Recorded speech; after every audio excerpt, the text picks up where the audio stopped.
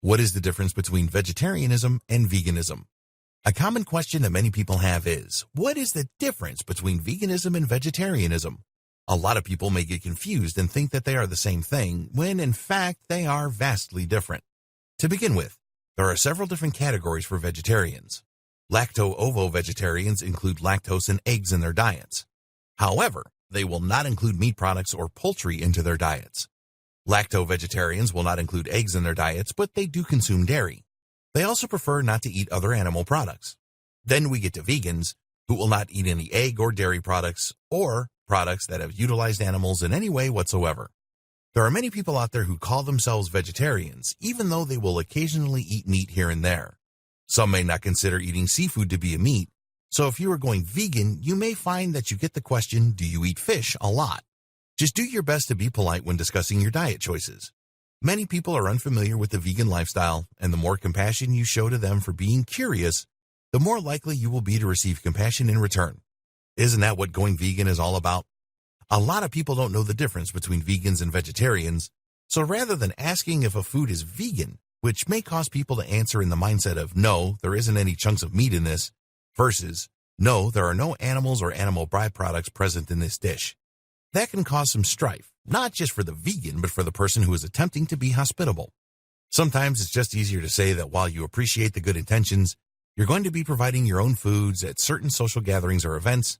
That way, there's no mistaking what it is that you are putting into your body. A person who thinks a vegan diet and a lacto-ovo vegetarian diet are the same thing can easily violate a vegan's boundaries by feeding them things that may have cheese or dairy in it, because they misunderstand the meanings of the words or they simply haven't looked into it well enough. What is a lacto-ovo vegetarian, you may ask?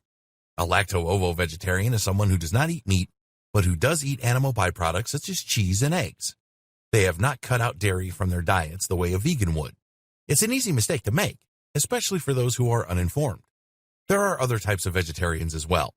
Some are called ovo-vegetarians, and they eat only eggs and non-meat products. Lacto-vegetarians don't eat meat or any eggs or egg products. And then, of course, there's the flexitarian, who eats a mostly vegetarian diet, but every so often will include meat in their diet.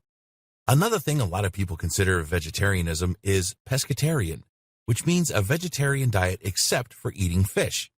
This is probably why a lot of people think that being vegan or vegetarian can mean that you still include fish in your diet. So, this may be a question you get a lot once you have adopted a vegan lifestyle. There's no shame in any way you choose to live your life or the diet that works best for you and your body's specific needs. It is important not to shame others for the way they live their lives, especially if you want to begin to create a more tolerant world that is accepting of the ideologies veganism often stands for. By being receptive, we create a more receptive world that is more likely to listen to our point of view in a way that doesn't feel threatening to them, so they may choose one day to try it for themselves and see how it feels. Even just a single meatless Monday can be a huge step in helping to eliminate needless suffering in animals. That isn't to say that you have to associate with people who make you feel ashamed to live the way you choose to live and for the way you eat. Treat others as you wish to be treated. And just as no vegan wants to be in the position of the suffering animals, neither do they want to be in a toxic atmosphere where people are making them feel ashamed for the choices they make. If you find that you are in a toxic environment, then you would do well to find a way out as quickly as possible so you may begin to live your life in a healthier way. Once you have decided what label best fits you in terms of your diet, it will be easier for you to explain what your diet is like to those who matter the most to you.